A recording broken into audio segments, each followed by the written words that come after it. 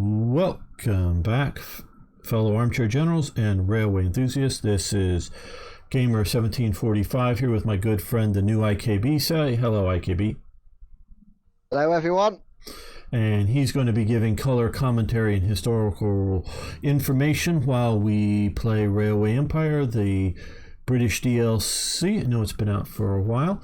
But before we get started, if you haven't already, please subscribe to the channel, and of course you can hit that like button. We're going to do a lot of historical videos on this channel, mostly military, but not entirely. Okay, so our goals currently are connect 2 cities with a population of at least 35,000, and then eventually by 1937 connect London to Liverpool.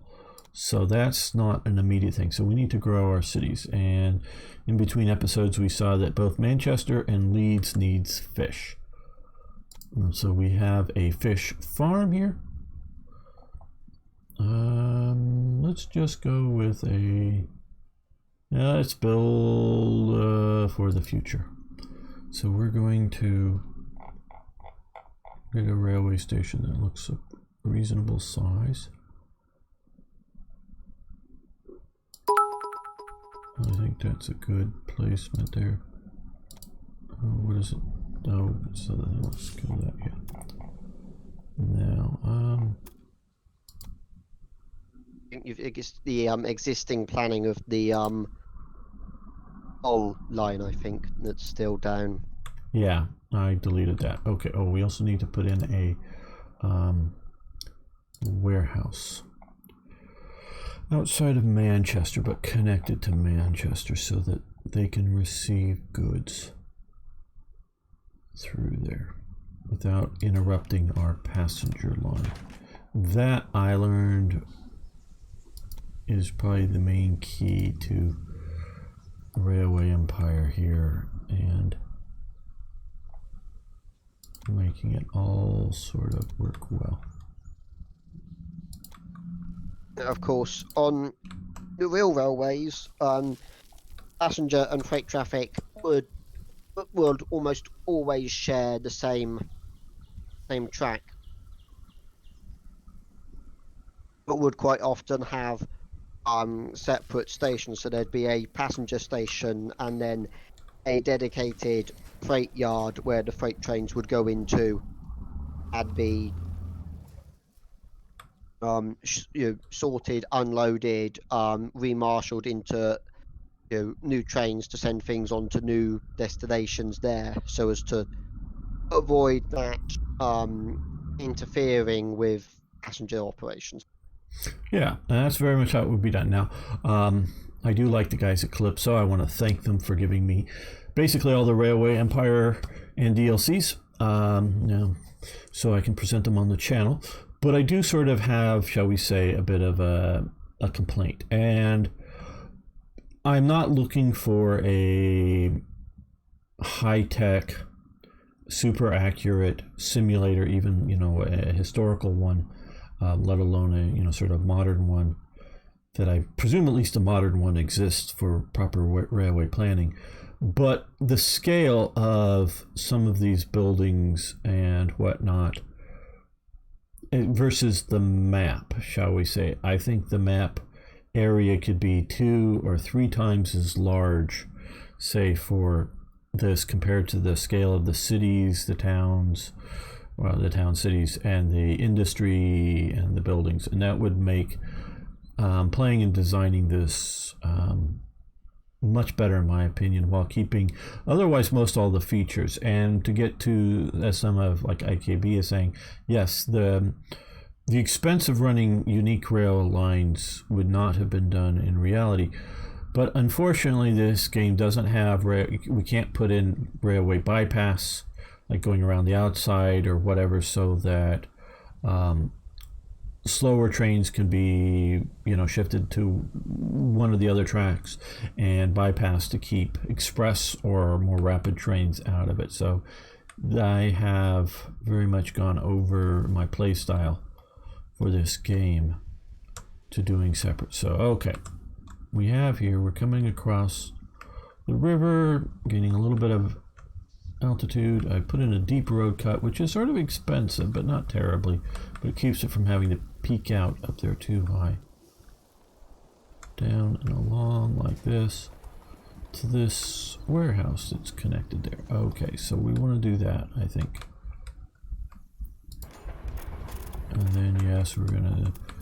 we can't afford, really, I don't think at this moment, so we'll probably just run one train here. Yeah, we're gonna have to wait a bit before we can afford the next.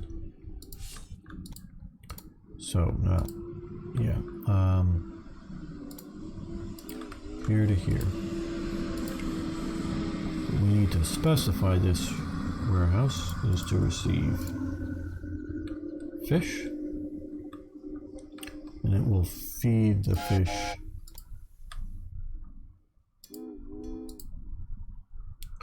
into the city, and not just warehouse it, but warehouse anything beyond the city capacity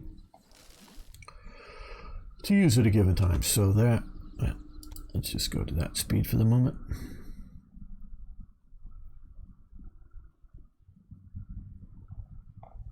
Liverpool, our other sort of main city here.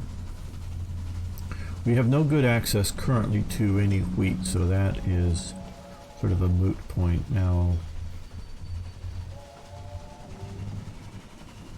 Apples, whether for cider or just eating, that would be up here, and I don't know yet or when we will get. We can see now our current engine struggling to get up these, what, 4% if I remember correct, grades.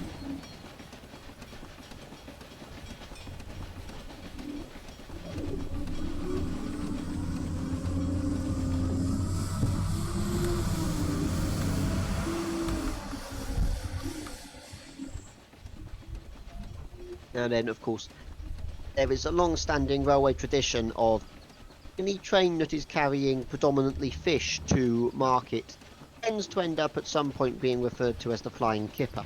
That's right, yes, you did say that. So what we're going to do is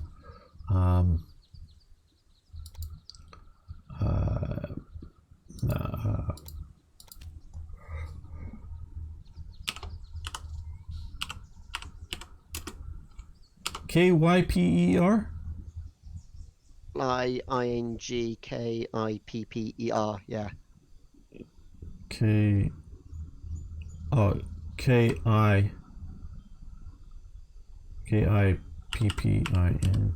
No Y. Flying Kipper, as in Kipper. fish, so. Kipper. Is that spelled right, Kipper, there? God, I don't... Yep. Okay. Not used to spelling and you the word just need Kipper. to make sure you've put the G back on the end of the... Oh, flying, yes. Yes. That's just a typo. I know how to spell flying, actually. Okay, Kipper. Okay, so Flying Kipper 01. We may be doing other, so the Flying Kipper. Yes. There we go. Not very flying at the moment, but still compared to wagon transport. Yes, we will. Yes, compared to wagon transport or the canals, much faster. Oof. And also much cheaper in the amount of manpower. Because when you do, wagons with horses, you need a lot of people to handle those horses or bullocks or whatever you're using as your animal tractive power. So yes, this is cheaper and faster. As per a steam locomotive, you're looking at a driver, a fireman, and on a per locomotive basis, maybe 2 or 3 cleaners and such for just the basic looking after. Right, and that which compared to the number of people you would need to manage a large amount of horses or other draft animals is quite a saving. Yes, so railway is pretty good. Now, IKB knows I like railways, knows that I think railways are a good thing, but I again saw, including some conservatives sort of liking they had a map of America with some lines drawn on it. And go, we need these high-speed railways now, kind of thing. And I go, yeah, we need more 19th century technology and wear old-timey hats. And I, put a picture of a stovepipe hat, and a few people liked my tweet. Railways are 19th century technology. Yes, of course, high speed and whatnot have improved them over, obviously, these old rockets of the day. Absolutely. But railways, for all their good, and there's a lot of good with them, they are very, very limited. You do not have the, shall we say, ready abilities to shift routes, because it's you're railroaded. I mean, literally railroaded to places. So the idea for you're literally on rails. Right. And so the idea of, because they're talking high speed, which is not high speed for, say, transporting coal or food or whatever. Now, of course, some food, say like live lobsters or something, it actually would be economical to transport a number of them rapidly high speed some places. So for some very high-end products, certainly. But most of it, they're not talking about it. They're talking about passengers. And we have, and you have it in Britain, because I've taken the railway, both sort of the day train as well as the sleeper car up from London to Edinburgh. I've done that. That's cool. But I've also taken flights from London to Edinburgh. So we have air systems that are more dynamic, that can shift. And it looks like we're buffering for our transmission, but hopefully our recording is good. And so you can dynamically move more people rapidly, especially once you get to the scale of the United States, that air transport is so much better, even taking into account our current coronavirus problems, because hey, just isolating people in a bunch of high-speed trains, that's going to be not much different than putting them in metal flying tubes. For terrorism, think you might be able to easily set up some sort of bomb or whatever on a railway track to derail a high-speed train easier than you could shoot down a jumbo jet flying. So sure, it's easier to turn an aircraft into a missile for an offensive terrorist attack like we had on 9/11, but just as a terrorist against the particular airliner or security levels for an airliner or a high-speed railway, you've got just about the same problem. So it really doesn't solve anything. So I would say, yeah, really, you need high speed from, London to Edinburgh? No. If you got the time, you have the trains, good. It's a reasonable scale of distance. It works. But, if you got to go fast, just fly. It works better. It's also fairly cheap. So yeah, so that's these modern railway enthusiasts I am not happy with. Yes, there's the sort of the eternal conflict between those who prefer travel on the ground and say, oh, it's safer, less dangerous and such. Then you think, well, you don't even need a bomb to derail a train. You can, knowing what I know, having worked on the railways, you can derail a train with nothing more than a sledgehammer. Right. If you know what you are doing.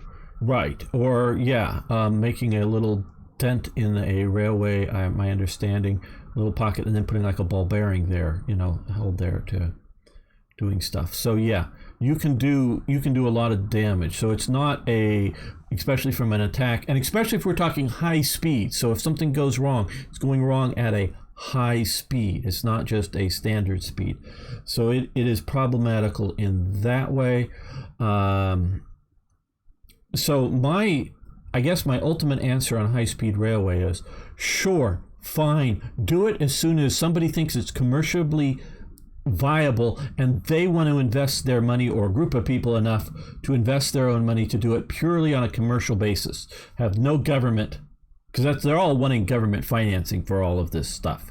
And they're still theoretically, I don't know, maybe they canceled it. They were supposed to do a high-speed railway from Los Angeles to San Francisco, or at least the Bay Area there, which was a stupid idea. It was going to cost.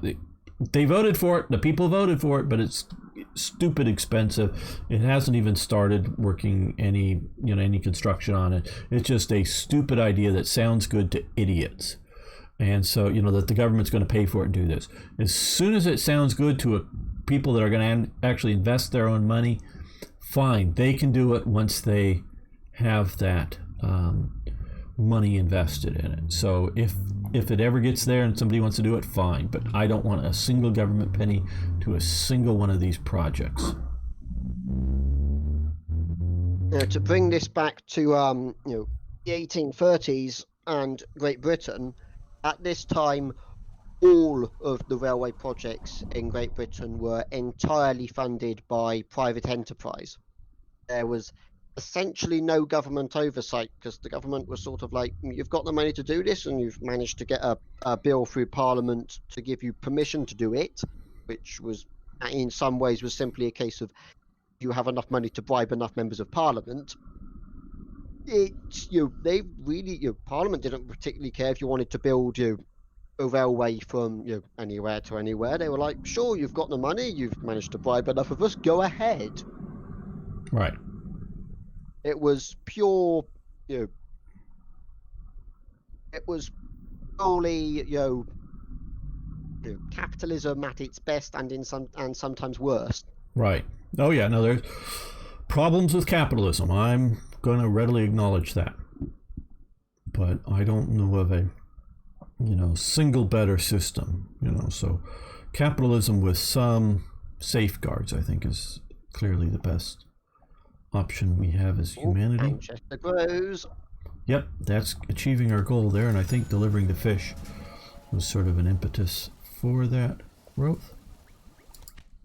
What size are we at now with Manchester?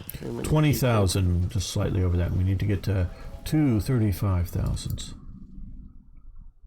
Okay. So Liverpool looks like our other good option, and they want apples. Yes.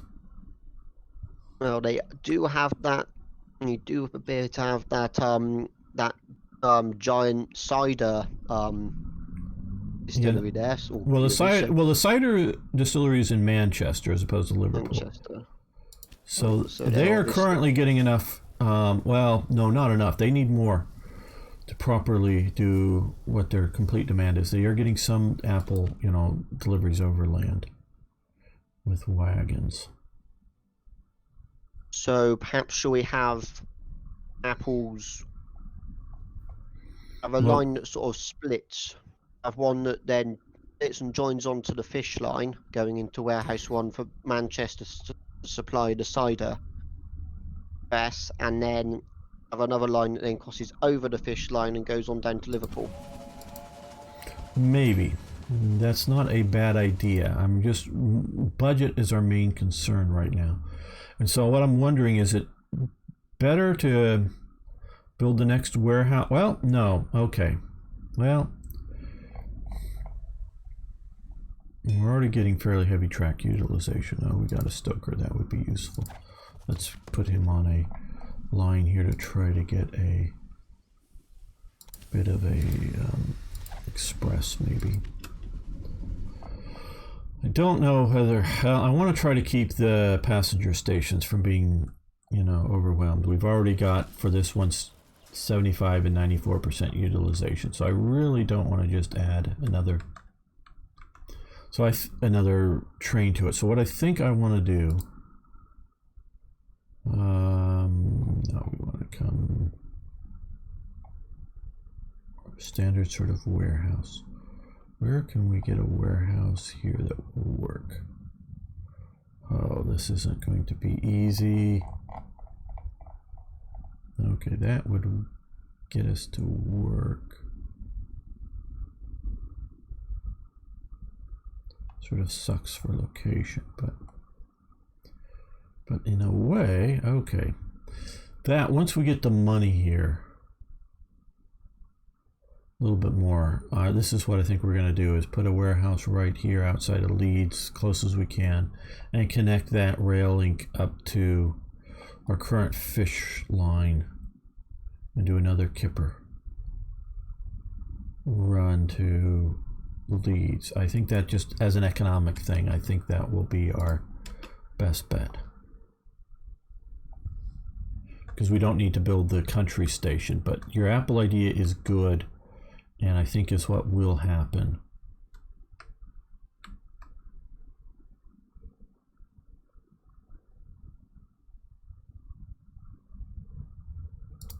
We're going to get into serious hurt soon, so let's put in a supplies tower.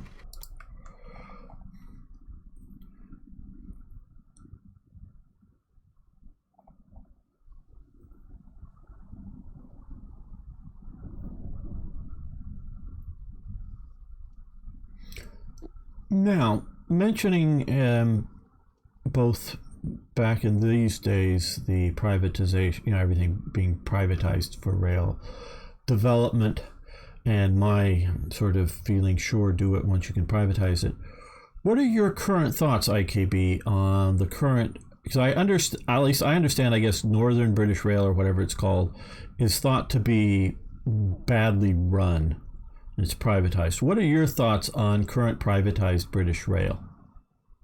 Right, well, I'm going to be a little bit careful what I say here, since I do technically work for the right. railway. I mean, and if this is uncomfortable topic, you just tell me and we will drop it. But if you can speak on it. I can say a little to it, which is mainly the fact that it has sort of, for quite a while with the railway network in Britain, there has been like this sort of focus on what's the journey time to get to London. Right. And they are now sort of there's now sort of more discussion going on of, okay, yes, we're looking, yes, there's still sort of the what's your journey time to London, but there's also now a bit more thought going on into, okay, if we say build a new high-speed train line that goes from to sort of Leeds, Manchester area down towards London, and we then put all the high-speed trains on that, so all the high-speed trains essentially have their dedicated line, a bit like what we're doing here with the separation between dedicated freight lines and the sort of passenger lines. Mm-hmm. There's now sort of thought, if we actually build this to high speed 2, as they call it, which is now they've finally broken ground with building it. The idea is, if we put all the if we actually have a dedicated nice fast line that we can put all of our high speed trains on, then that will actually free up space on the currently existing more local networks, because if you've got trains of different speeds sharing the same track, it then means that some trains are going to have to pull over into sidings or loops to let faster ones overtake them, and then they're not going to be able to catch up to them, so they're going to then have a gap of track that's not being used. Whereas if you've got essentially you've got all of your fast trains on one line, you then free up an awful lot of track capacity. So I am quietly hopeful that railways are, generally speaking, on the up and up in the UK at the moment. Interesting, yes. That they have finally gotten rid of those god-awful pacer units, which no one liked, because they were basically a bus with given railway wheels, and they were only ever meant to have been a stopgap thing, and they stayed around for far too long, and no one liked them. Yeah. No, for rails to be efficient, you need economy of scale. You need to have enough people using it at the same moment to make it worthy to do, or otherwise it just you might as well just have a bus. you know, you don't need to opening, okay, of the LNG, land shipment steam. Well, that's already sort of what we're doing here. Okay. Now, okay, we got that. Let's put in our points.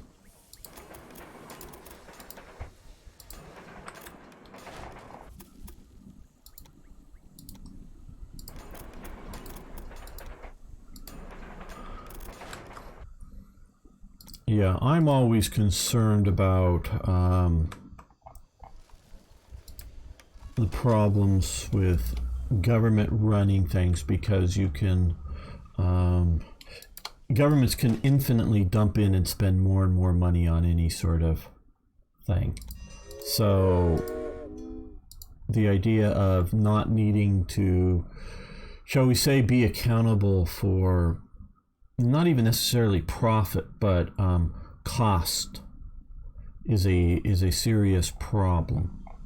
So let's do that. Get that over to there.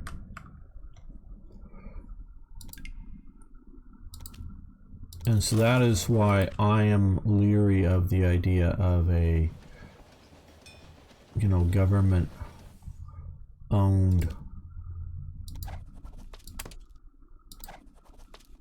government run, government whatever railway system. But I can also see if your country's infrastructure is built in such a way that, well, they don't like each other, so we won't force them to work with each other. We'll try to be good management here.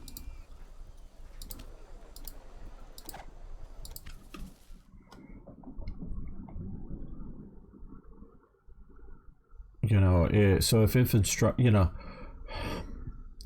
infrastructurally, can't, you know, people, oh, they're all just out for profit. Well, yeah, okay. And unfortunately, again, because you're railroaded into using, unless you're going to, you know, stupidly duplicate your effort, you're going to only use one set of railroads between, you know, however you want to say it, between, you know, towns or locations or whatever. So you don't have the competition. So it is, functionally, it's got to be at least a localized monopoly. And so profit, you know, you don't have, well, which train company do you want to ride between Manchester and Leeds? Like, you have a choice. Well, this you know, train company has clean cars, this train company has dirty cars, which one do you want to do? You don't have those kind of choices. So I see people's complaints. But then it also gets down to, well, there's this one little old lady at this stop that likes to get on and ride over to here and whatever. And, well, she depends on it. And so we got to keep the railway running, you know, this one part of it just for this one little old lady or something. That, yes, it's a big stream, and I don't think it's anything down at that level. But at some point, it just becomes, well, some little town or village in Britain, well, is it profit? Well, it can't be profitable to keep the railways running to there, but we've got to give service to these people. Well, at some point, you just go, yeah, let's just have a bus system, you know, that's, you know, give up railways to this smaller town or village or whatever, and just have buses coming and going and use the highways as everybody else does. So there has to sort of be that balancing out. So if you can't make it profitable, should you keep the railway functioning or just go to roadway, whether it's buses, trucking for deliveries of goods and services, you know? And that's something Britain needs to maybe better answer for itself, of what the value of it and the technology. Well, there are some, you mentioned sort of the one little old lady. There are some places where in Britain where it is sort of almost worse than that, where there are stations that literally no one uses, but because of the way some of the, you know, acts of parliament that were drawn up to, you know, obtain legal permission to build the railways in the first place, they are legally required to maintain a minimum service. Right. And in some places, you know, down in of Dover and such, there was built, you know, one station for the town, and then they built, literally a few hundred meters or a few hundred yards apart, another station that was specifically there to serve the ferry terminal for people going across to France. Right. And because of the way the legislation was drawn up, they have to keep running that empty train in and out of that spare station for the ferry terminal to this day. And because of the cost that there would be associated with getting the legislation amended, it's actually cheaper, as far as the railway companies are currently concerned, to just keep just let a train shunt in and out of there a couple of times a day and tick a box essentially.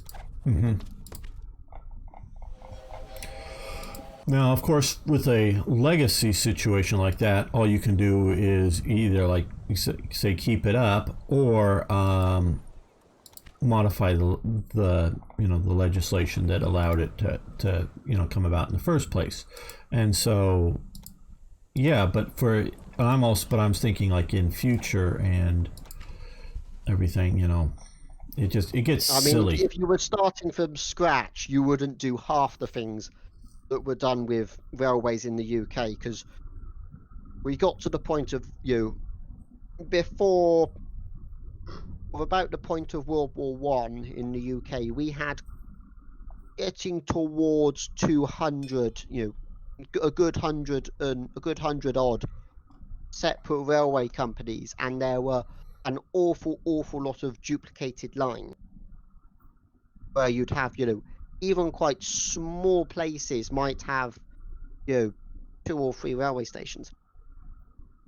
Yeah, and that's just and I'm all for competition. I'm also realizing, especially before World War One, automobiles most assuredly were a thing by then, but they were still a new and very limited thing. And the idea, yes, they had buses, at that point. Automotive buses, as well as before that they had horse-drawn buses in cities. So buses were a thing, but still you have very much limited. So I can see that being a reasonable outcome of reasonable situations. But yeah, jumping 100 years ahead, that is now a lot of ridiculousness, I think, in trying to maintain some. In some places, it's a lot of ridiculousness, and there were an awful during the sort of 60s and 70s. An awful lot of lines got closed down because there were so many that were not profitable, and there was outshort, and there was no way that they could be made profitable immediately at the time. There was an awful lot that got in one big fell swoop got cut. But the thing is, now there is a certain amount of regret about doing that, because they have realized that some of those lines that weren't profitable then, if they were in place now, where there's now people are living in different places in different parts of the country, that actually some of those lines now might actually be profitable if they were to be put back, but it's now too late because there's been things have been built on the old track beds and such. Yeah, that's an interesting thing, because I do know there are in a few parts of LA still there are a few lengths of land that are just there that make no sense unless you know of the old red car service, which was LA's sort of trolley or tram type railway thing. It was I don't know if they ever had any tunnel. They might have had a few, but it wasn't an underground, it was an above ground kind of thing. And going around, and I think of one particularly that sort of diagonally goes across a lot of other roads and other housing areas that are right angle grid section neighborhoods, that there just isn't enough land there to properly build any houses or anything on it. So at least that one sort of a mile or more long section probably could be put back with reasonable amount of difficulty put back into a service. But yeah, I don't know how hard it would be for them. I guess it's a case by case basis as to how much eminent domain you would need to use to reclaim some routes to put it back in, and what you would be disrupting. Yes, and there's a lot of places where the amount that's being built on the track bed is considerable, and it's more than just having to clear a narrow strip. It's okay, they've built a whole housing estate here, and because of course in Britain we don't build things to grids because we don't. So Right. as a result, you'd probably end up, by the time you'd account for, okay, you've got the width of the tracks, and then you've got so much outside of it for room for line side structures, you could end up having to essentially almost bulldoze whole housing estates and such, and whole sort of new industrial parks and such, to the point where it would just straight up be cheaper to actually lay new track going around. Yeah. Okay. So we have. We don't want to use this one. We want to use this one. Okay. So we're gonna set up our what's going to be a kippers and apples setup. There. Now, for economic reasons, we're going to start with running this. There we go. That looks balanced. We can adjust the height. Some of that in a moment. Okay, so come down here. We don't need to go up and then come back down. So let's bring that down a little bit. There we go. Okay, railway grade max 5% here. Is it up here? Yeah, let's. Yeah. Nice big Nope. deep cutting. Yeah, I think because of the tractive power and whatnot, we need to do that, because this is another thing that having the separated system really helps with. These slower trains that passengers just don't have the weight, as it were, to slow them down. So we'll do that. We'll connect this up here, like that. Oh, right, we need to keep forgetting because I'm used to using there. There. Don't want to do that. There we go. And let's redo these signals a bit.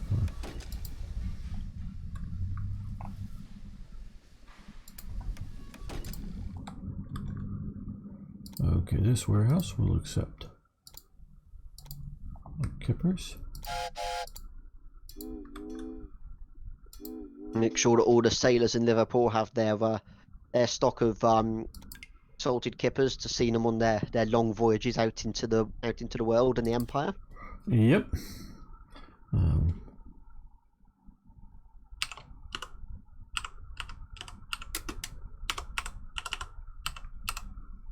This should be 3, the other one should be 2. Oh, no, let's see, 3. There we go. And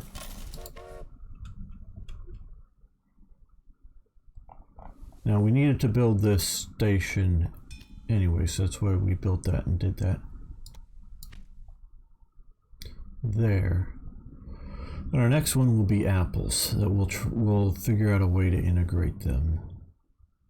I'm not sure yet whether we want to try to connect up this way connect to this railway. Probably. I mean, it should be possible to go the Fish to Manchester line and then join onto the Liverpool line. Yeah. Because you do already have the Fish to Manchester line and the cutting, so you could do it ahead. Or you could do the I'm thinking something about like that. And then I'm thinking about bringing this one in down this, connect here to go there, and then down this way to get into this network. or we could go the full track triangle route and make it nice and easy to run both ways, which is something I'm always in favour of. I'm not understanding what you're talking about. Because I was thinking of having it of just going straight from the apples and having an overpass and then joining on. But Right. I think your idea of turning it into a track triangle junction so that you can have trains come out to warehouse 3 and go both ways is probably a better idea. Yeah, I did think of like what you were saying. I just didn't know. Well, sort of like climb the peak here and then come over like that and down. That's, I guess, what you were sort of thinking of. That is not a bad solution either.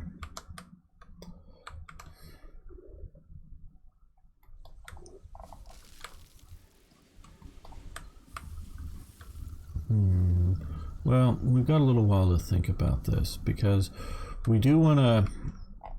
Because and that is going to be very steep to climb up to that bridge. Yeah, they also need them here because, especially if we're shipping somewhere else, there's not even meeting the full demand down in Manchester. So we want to. Yeah, I think it would be better to put in a station here and do I don't know, T-junction or however you want to call that down here, so that some can go to Manchester and some can come to, you know, well, Manchester and Leeds, and others can come up to Liverpool. I think that's what we're looking at doing.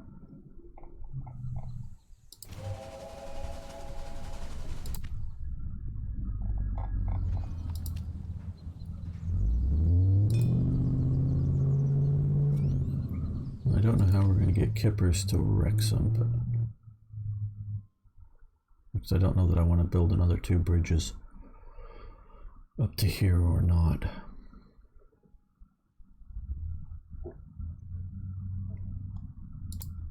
I mean, I'm guessing that it's cheaper to build bridges, making a previous bridge wider. Only basically you can do a bridge two tracks wide, so you can't. Oh, so we can't have nice big 4-track bridges then. No, so basically just for dual tracking is what it can do, and then it limits it within the game engine. Because I'm sure we could tune this up a little bit. Oh no, well, not that. That's even worse. No, that just sucks. Let's see, because if we were to come off of here, well, now let's start on this.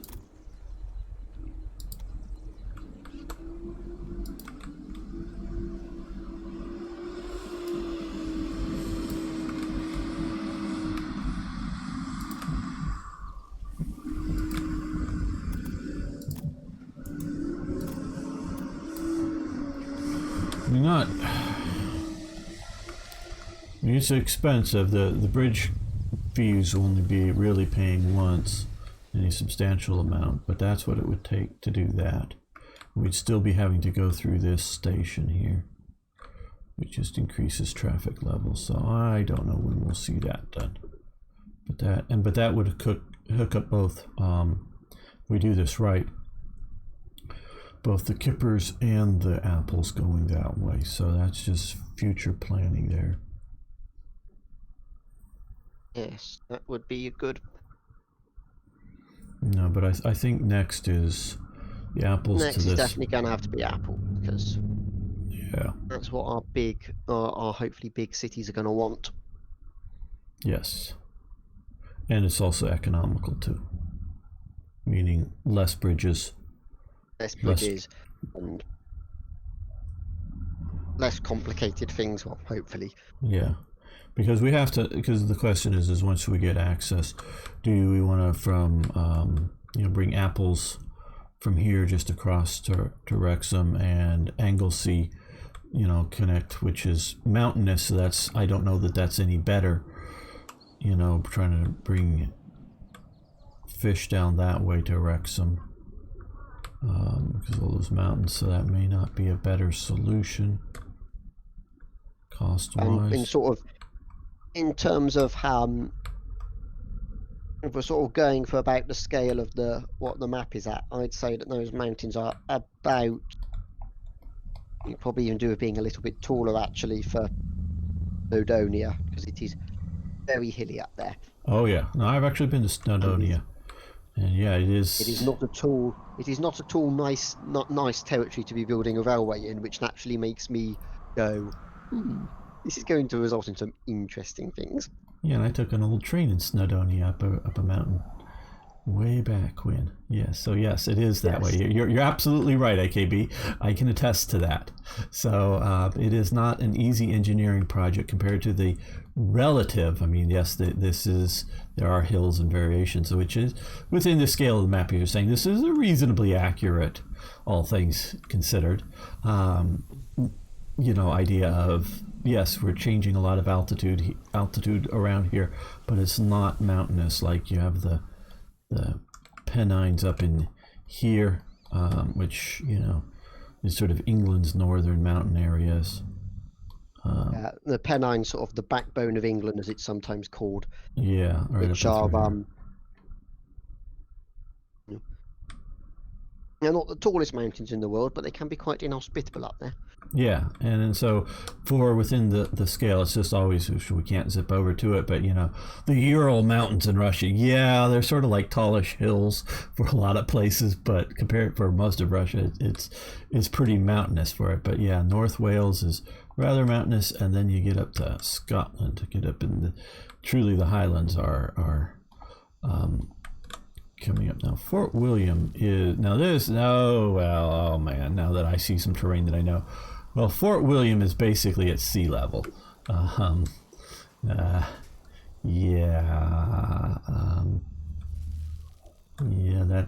little bit odd. I know the Fort William area well. Yeah, and then the Great Glen heading upwards. So yeah, that's the Great Glen through here. Now the steepness on the sides of the Great Glen really is not inaccurate, actually, because it's sort of the rail and road links around it, which are on the western side of, at least primarily, are sort of running along the edges of lots of hills, mountains, whatever you want to call them. Yeah, and so some of this is actually rather good. It's just Fort William is actually sort of this. This shouldn't be such a plateau. This should be a little more here. Where, this is Glencoe through here, and so you should have mountains here, just east of Fort William. Mountains here, which they are sort of here. So yeah. Yeah, okay, let's come back to where we're dealing with, and we're 169 pounds. Okay, well, that's enough to start thinking about building a train station. Okay, let's put this right about like that. That way we can go to the north if there's a... I'm going to save that. Okay,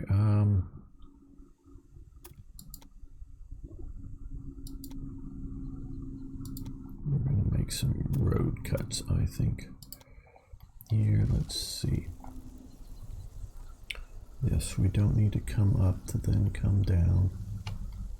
Yes, it adds expenses, but they're not that much. Ooh, that's 14 that we really need to...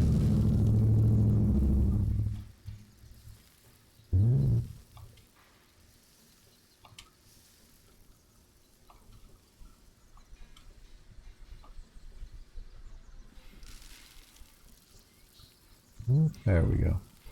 That's deep road cut. Okay. Because of course, all the material that you dig out from a deep cutting, you will then transport that material to where you need to build an embankment and pile it up there to build embankment to carry your railway across the low spots. Ah, yeah, that makes a You lot of don't sense.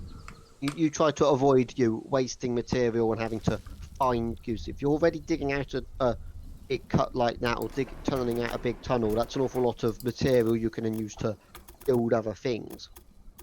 Yeah, it would be. Okay. So that gets us that. Now let's see what we can do from here.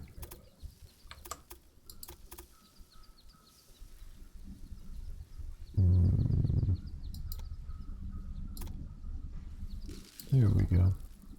That will get us that. I'm gonna be a little tight for.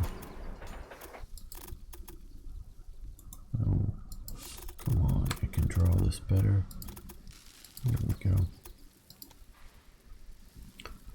Okay, we don't have enough money for the next bit. Okay, we'll wait a bit. We can still see here how slow this is going, just coming up this little grade.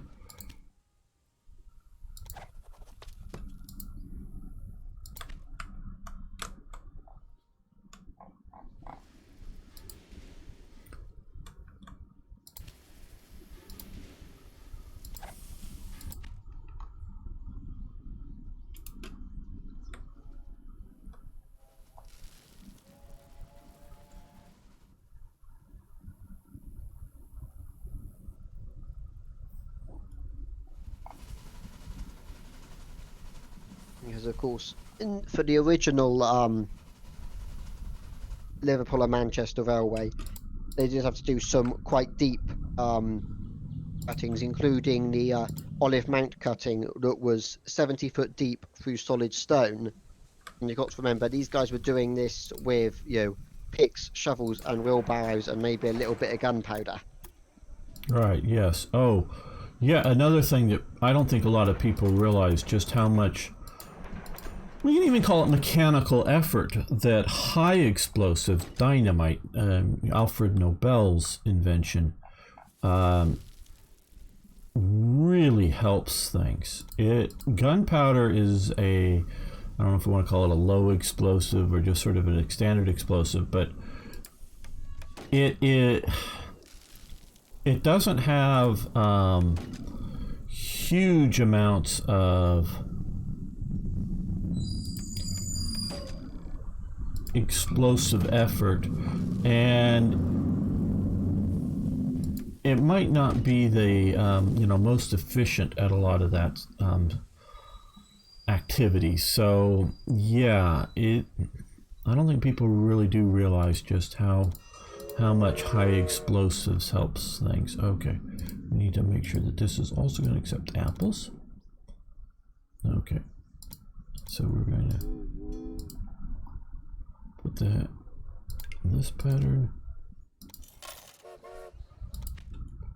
What can we upgrade? Well, we still need some more. So we want to get more tractive power. That would double our tractive power and let's double our speed to John Bull. So let's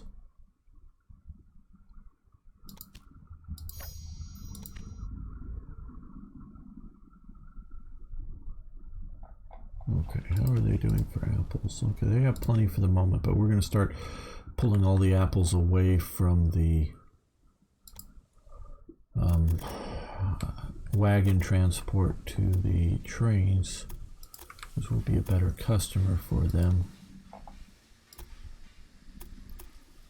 And of course, speaking of the men who were doing the actual building, the actual physical labour of putting the railways together, who were referred to as the navvies, who had previously worked on the canal system and the canal navigations, hence the name navvy. Ah, okay, cool.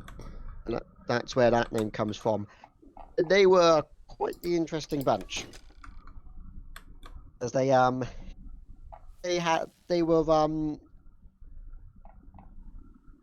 known to be somewhat fearless and would go to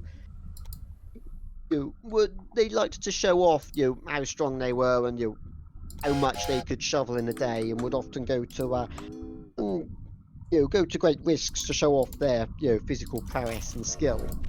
And every fortnight when they got paid, the result was a 2 or 3 day basically continuous drinking party, because a lot of them were Irish, and then also an awful lot of them were drawn from previously had been sort of like people who would have done like farm labouring and stuff, who were then sort Mm-hmm. of like okay, suddenly, oh, there's someone here who's hiring men to do shoveling work for more than I'm getting paid on the farm. Why not? So they tended to be quite sort of as with most itinerant labour forces, they drank a lot, and they did not have the most sanitary of living conditions, but they made up for it with the drinking. Yeah, I And bet. they were somewhat feared by the local population with the navvy coming to town, and there are navvies coming to town, and it is in some way it's sometimes described as being like seeing an enemy army on the march coming over the hills, because it was you the numbers of people that were being employed were not often considering that at this time the Napoleonic Wars are still reasonably fresh in people's minds about having hundreds of thousands of men marching across Europe. So the idea of some sleepy little town somewhere, and suddenly here come this horde of smelly, uncouth, hard drinking, hard fighting men who spend all day 12, 14 hours a day digging digging out embankments and tunnels, and dipping out spoil to build embankments, and they are they are not model citizens by a long stretch of the imagination, most of them. I'm sure. And Britons and people, they're not really used to outsiders still coming in. So any unknown quantity, like you're saying, coming in could really upset the local population for sure. Okay, well, we now have, I've made a shortcut here. Now I don't know which way the skippers are going to run, but let's do apples this way.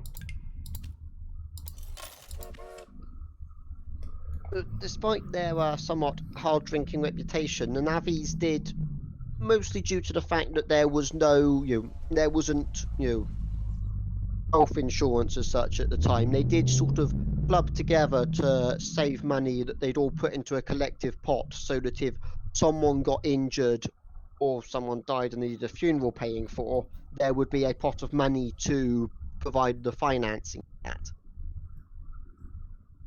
Which was something that the navvies very much did out of their own wages and off their own backs, because there was at this time there was not terribly many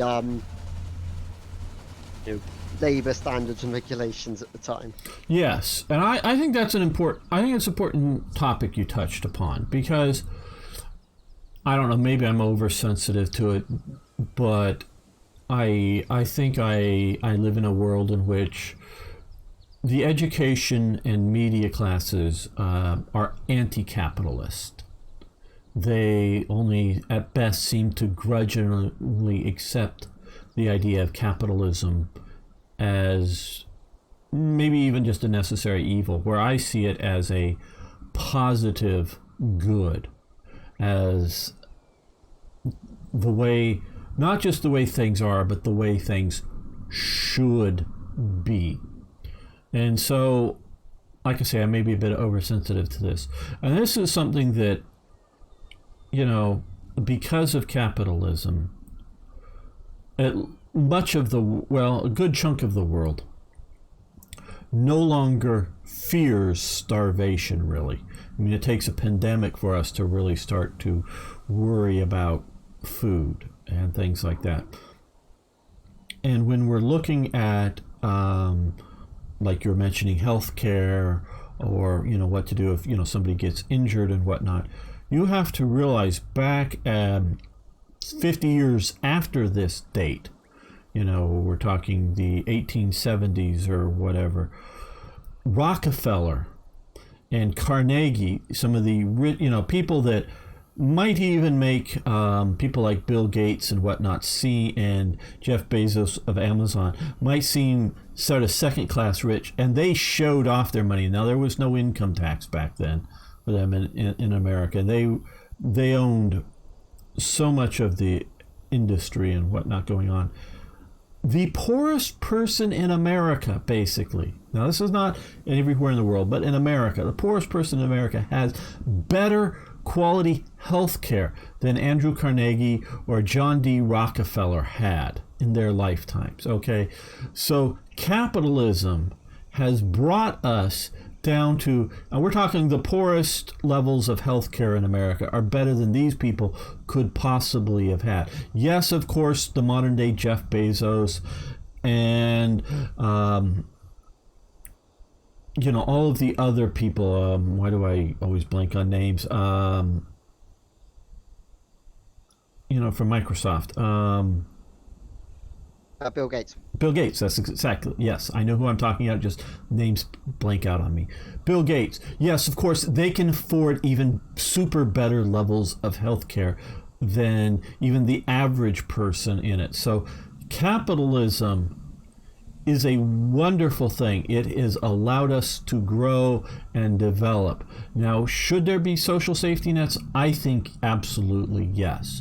But still, capitalism allows social safety nets to be there. It is not, well, we'll allow capitalism if it gives us social safety nets. No, it's the other way around. Capitalism is such a wonderful, great thing that have brought us so much prosperity out here.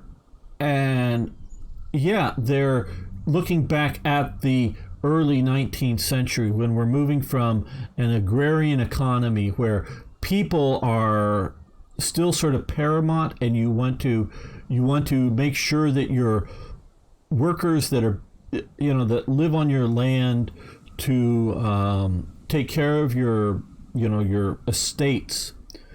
You take care of them because they are what make you money.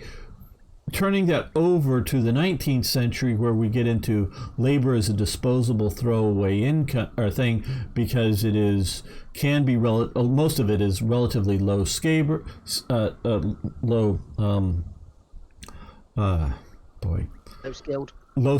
labor, and it's the machines that are now making things. So you can replace the machine operators, replace the diggers in a lot of these cases.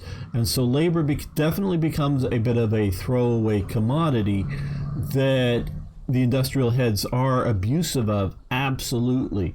And so there are problems. This is not, everything's perfect under capitalism from the start until today. No, I'm not suggesting that. But those that criticize capitalism, starting with Marx and Engels, now there's people predating them, obviously, but looking at that and they come out of this world.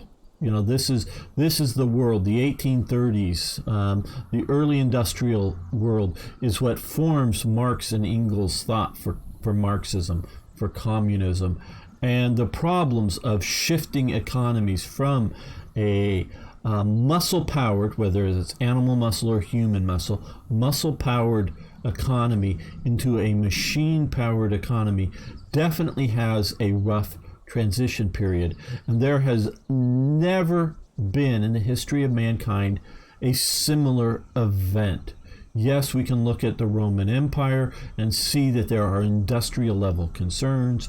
They are using, in some cases, hydropower, including things that we would all more or less agree that were mountains that the Romans literally leveled with hydropower to get at either gold or silver or some other valuable resource in it. And sure, humans were, and often slave labor was often involved in that, but it was very heavily done through hydropower.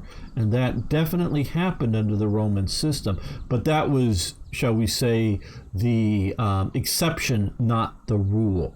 Where here we get to the beginning of the rule is industrial powered, as opposed to muscle powered situation. So capitalism allows this to happen, which would not have happened, in my opinion, without capitalism.